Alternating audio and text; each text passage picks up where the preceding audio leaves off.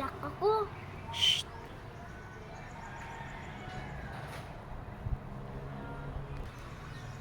Ang init.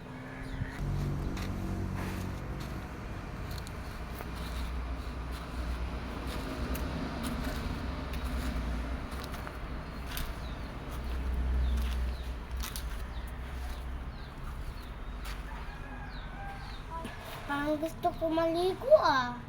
Okay na? Nay, maliligo ako, mainit. At bakit ka maliligo? Kakatapos mo lang maligo? Ang init nga. Bahala ka sa buhay mo.